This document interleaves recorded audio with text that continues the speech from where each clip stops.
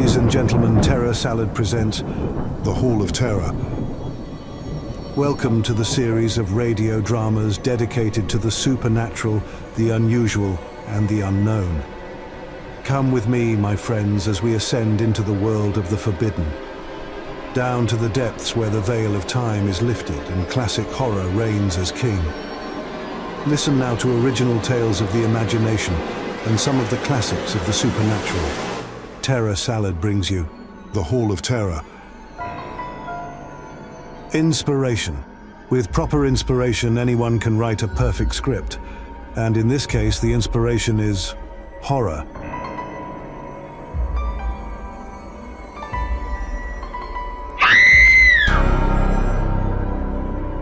You have just listened to another in the series of dramas entitled The Perfect Script, a real-as-life story of horror produced by John Marchant. Be sure to listen again next week for another premiere of another Perfect Script. Well, that wraps up another perfect script. Yeah, a little too perfect if you ask me. Every time I work one of these shows, I want a police escort to see me home. There's a Mr. Schenk to see you. Shall I send him in? Schenk? Oh, the new writer.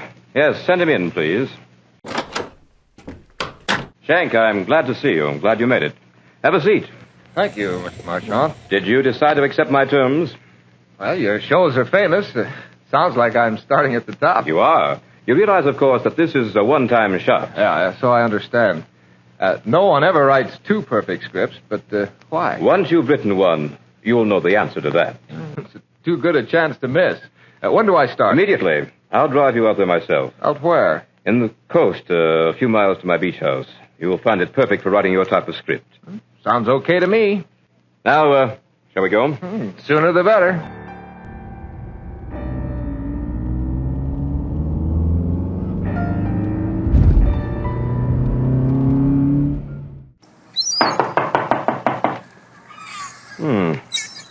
Trudy must have taken a walk. Trudy's the housekeeper. She spends a lot of time just walking on the beach. She had a terrible shock, poor girl, but she's harmless. Well, it looks as if we'll have to let ourselves in.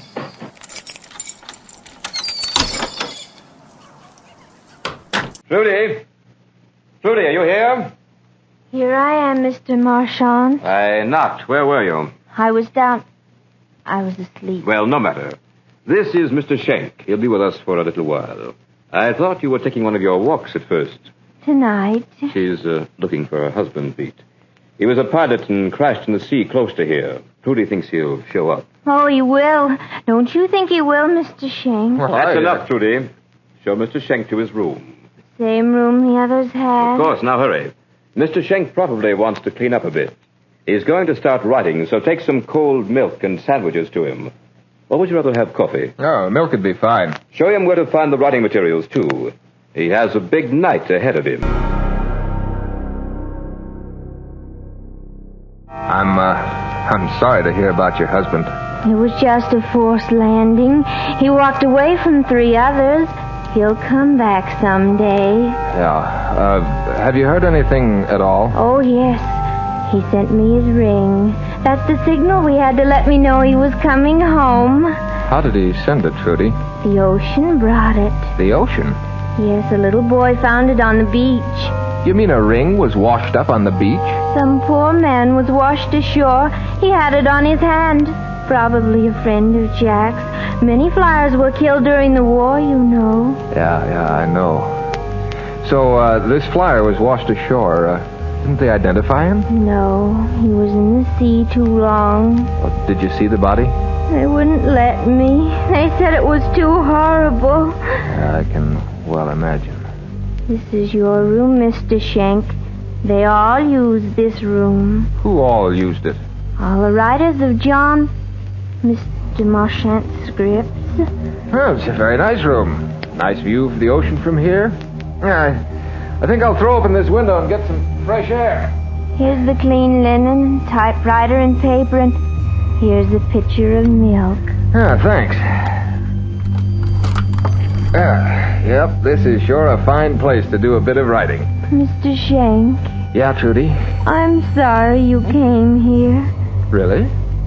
Well, I'm sorry if you don't like me, Trudy. I do like you. That's why I'm sorry you came.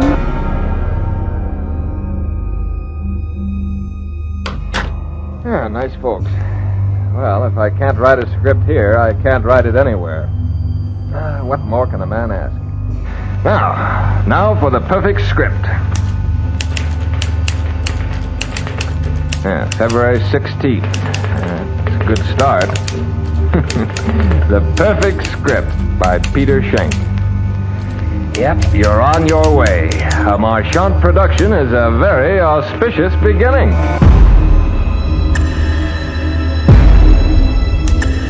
The first inkling I had of any plot was when the deluded housekeeper told me that she wished I hadn't come. What has happened to the writers of the other perfect scripts, I wonder? If I had any sense, I'd scram out of here. Jack. That's Trudy. She's running down the beach, looking for her dead husband. I think I'll just follow her and see what happens.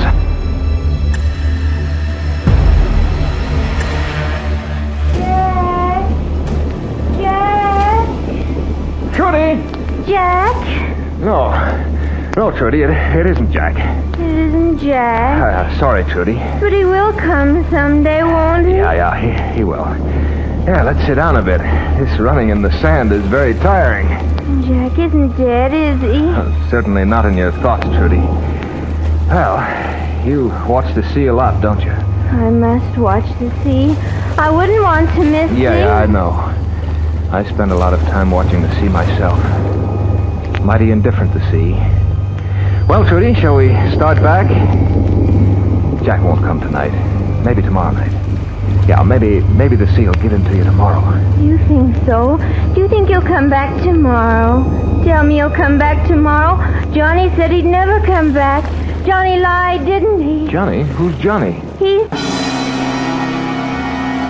Oh, here you are. Are you ready to get started on that script? Marchant, where did you come from? I say, shall we get started on that script? Yeah, as a matter of fact, I've already started. Hey, what was that? What was what? I saw the shadow of a man diving behind that sand dune. George. Trudy, be quiet. Trudy always imagines she sees things at night. I think you're having the same trouble, Schenk. That was just the moon shifting a new shadow across the sand. There's nobody around here closer than 5 miles. No, it was a man. It was a shadow, Schenk, nothing but a shadow. Yeah, okay, shadow. Mr. Marchant, I don't think Trudy was very happy to see me come out here. Why do you say that? Well, she told me she wished I hadn't come. What'd she mean by that? Mean? How do I know what she meant? Trudy's always afraid someone's going to take her away from here before she finds her husband. Pay no attention to it. There's George again. We'd better get back to that script, Schenk. Are you ready? You know, on second thought, Mr. Marchant, maybe I can't cut it. Maybe I better try some other shows first till I get good enough for the perfect script show. Nonsense. You'll never be any more ready than you are right now. Yeah, I know, but... The script, Mr. Schenk, will be perfect. And you will write it.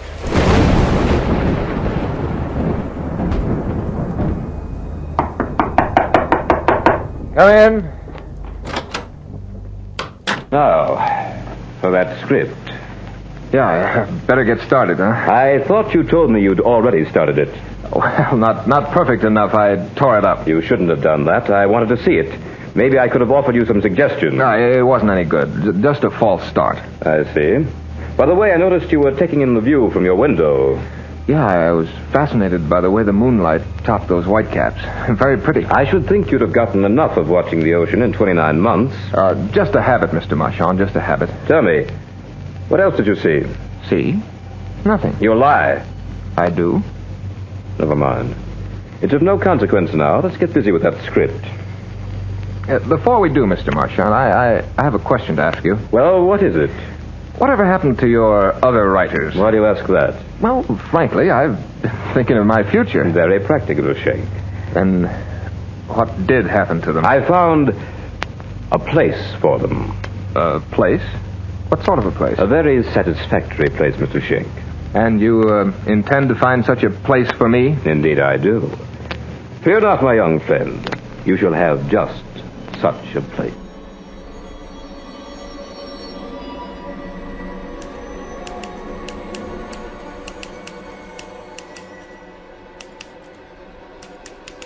Marchand is gone.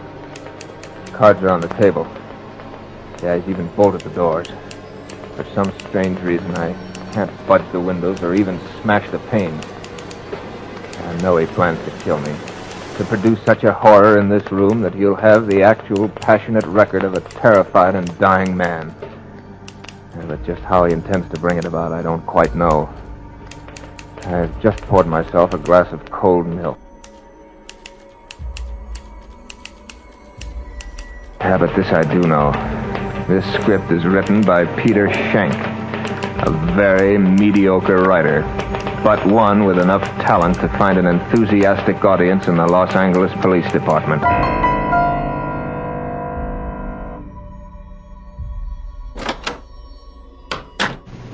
Now, Mr. Schenk, you will begin your script in earnest. And you seem to be collaborating in earnest. What's that in your hand, an Army 45? I am not a ballistics expert, Mr. Schenk. I must confess my ignorance. All I know about this weapon is that it's very deadly. Yeah, it's an Army 45. Very deadly piece of merchandise. You find something amusing? Yeah, I was just thinking, Mr. Marchand, what a dirty trick it'd be if I should let you kill me and make you write your own perfect script. Oh, I don't intend to kill you, Mr. Schenk. You don't? Then why the gun? This gun will keep you here until I'm through with you. I've no fear of anything I can live through, Mr. Marchand. Death is sometimes preferable. I have enough skill with this Army 45, as you call it, to make any movement on your part an extremely painful one. From there on, I have someone who might inspire the fear you spoke of. You mean our, shifting shadow, George? Exactly. George has a cozy little apartment below ground. I hope he doesn't disturb you. Oh, so George is the inspiration for the horror you spoke of. Mm-hmm. George is very helpful. You know, Marchand, you strike me as being rather stupid. I'm sorry you think so. Yeah, you want a script written, a perfect script. You engage me to write that script in the face of a torture and death from which you give me no chance to escape. You know, you ought to put a bonus on this thing. Give me a little incentive. That will not be necessary. I'm quite certain that in approximately 5 minutes you'll need no incentive. 5 minutes? What's that got to do with it? You were observed pouring and drinking a glass of milk a few minutes ago. True? Yeah, I guess that's right. Wait, you mean that you... Poison? No, Mr. Schenk. Just a little potion to deaden the willpower. In exactly 4.5 minutes, you will act only on the power of suggestion. Does that strike you as stupid, Mr. Schenk? You're lying. Wait and see, or have you something better to do? I have, you filthy maniac. Why, in 2 minutes I could kill you. Yes, and by heaven I intend... Stand back. You wouldn't get 2 feet. This is no cap gun. Go ahead. As long as you're alive, you have a chance. Go ahead, commit suicide. See how much good it does. Now, you're lying, I tell you. Besides, I didn't have any of that milk. Now, Schenk, you know differently. Just relax. This isn't so bad. You'll even get a thrill out of it. Believe me, don't fight it. You only hurt yourself when you do. I hope you... you're the craziest of the lot, Marchand. Your sister at least has some trace of feeling. You're just plain mad. My sister? Who mentioned it to you? Trudy did, Marchand. Or, Johnny, if you prefer. You're more shrewd than I thought. Yeah, you're just careless. You depend too much on the discretion of the insane. They prattle without thinking, Marchand. It doesn't matter. Think me insane if you like. Maybe I am. You'd be too if you had to hide someone like George from the world. But it doesn't matter. As for Trudy, she's mad from heartbreak and shock. She could have been saved if... Yeah, if you'd let her. Yeah, but it serves your plans better if she isn't too bright. She's bright enough. She likes milk, too. You don't mean to tell me that you deliberately keep her doped out? Oh, she's insane, all right. But every once in a while, I can't depend on it. You hold a person's life at little value, don't you? She's the only one who can handle George. She wouldn't do it of her own free will, so I just help her to make up her mind. But your time is up, Mr. Schenk. How do you feel? Your eyes are quite glassy. Soon you won't even be able to talk. Very effective. Very effective. Yeah, very effective. And now, Mr. Schenk, shall we start the script? The script? Oh, yeah. The perfect script. Write it yourself, Marchand. And the typewriter, Mr. Schenk. You're just about to write the finest script radio ever knew. Yeah, that's right. I want to write, but what'll I write about? Write just what you see. Explain it in detail. everything you see and everything you think. Yeah, but I don't see anything. Don't you, Mr. Schenk? Then turn around. Trudy. And George, Mr. Schenk. George is going to help us with this script. He's quite talented. What's he going to do? A beautiful job of murder. Trudy, come with me. Where you going? We won't be far away. George doesn't like to have anyone in the family around to watch him. Do you, George? Bad blood. Bad blood. Write it down, Mr. Schenk.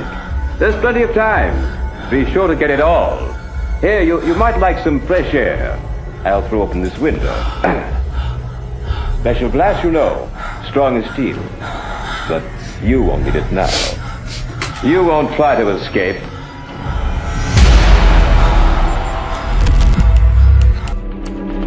Yeah, I'm in the room with this monster. Marchant did open the window. Easy escape, yet I can't move. I can't leave this chair. I can't even cry out. Write it down. Write it all down. How my brain works like a trip hammer and my body does the bidding of a madman. Yeah, it can't be happening. This is like a dream where you want to run and your legs won't move. George is just staring at me and muttering about bad blood. Yes, he's staring with those wild eyes as if he were waiting for a signal. Now he sees it. It's Trudy at the window, holding a knife with a blade that looks razor sharp. It's meant for me. I have no will for anything but to stay here and write this cursed script. Yeah, of course it's perfect. Why shouldn't it be? It's a diary of a monstrous murder. I'll never get out of this chair. Will I experience pain? I don't know. The script couldn't be perfect if I didn't. I hope I do. I want to experience something that hasn't been willed on me by that insane Marchant. Trudy's handing the knife to George. Now she's pointing to me. George turns and faces me. He's walking toward me. Oh, why can't I do something to protect myself? Bad blood. George have bad blood. Everybody says George have bad blood. George need good blood. Then he be fine. No more bad blood.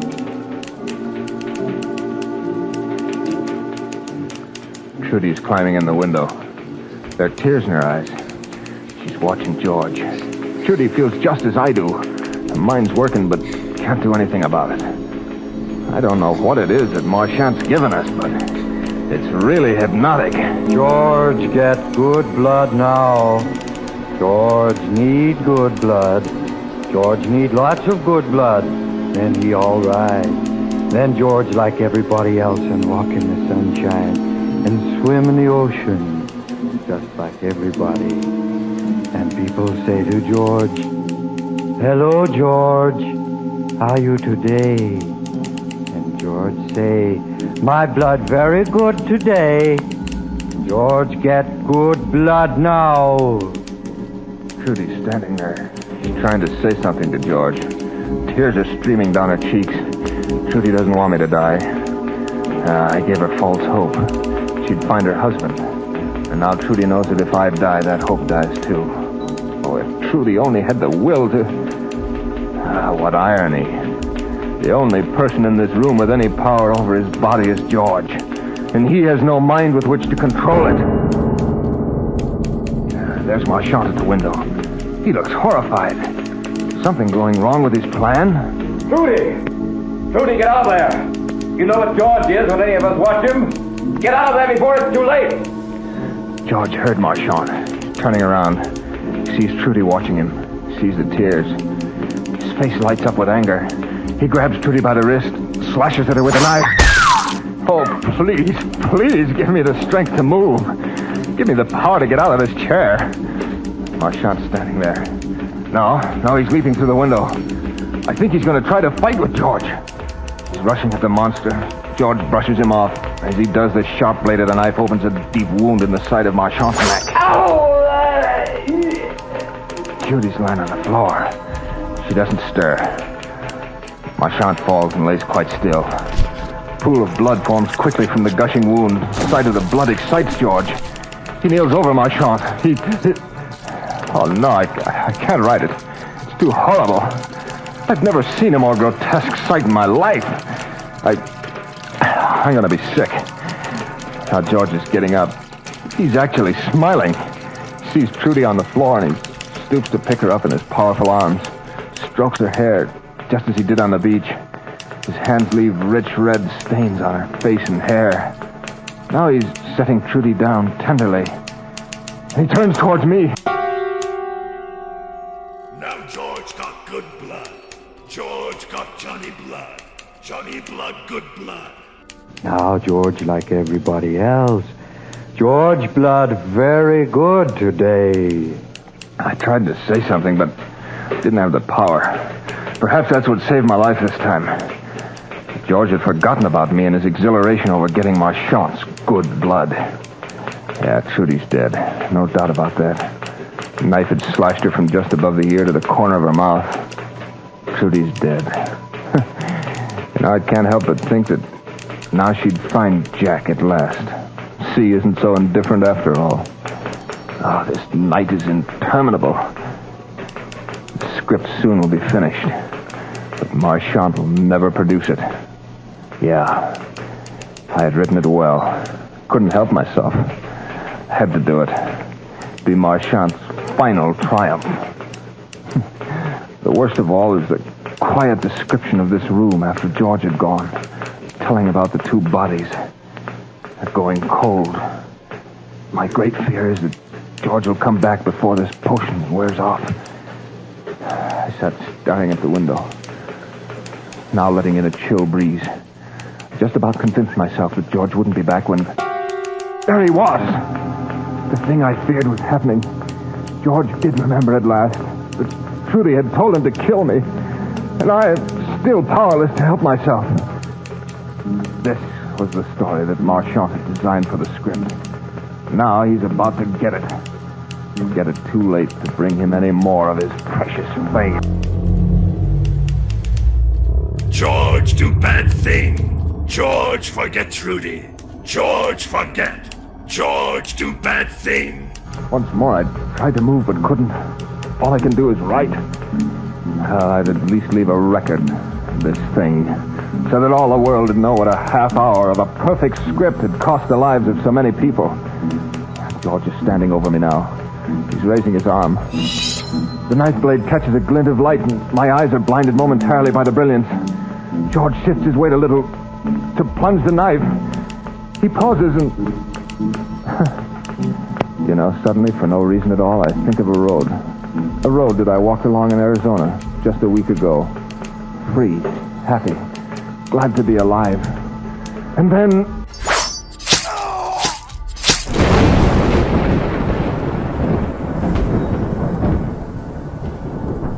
George, fight now.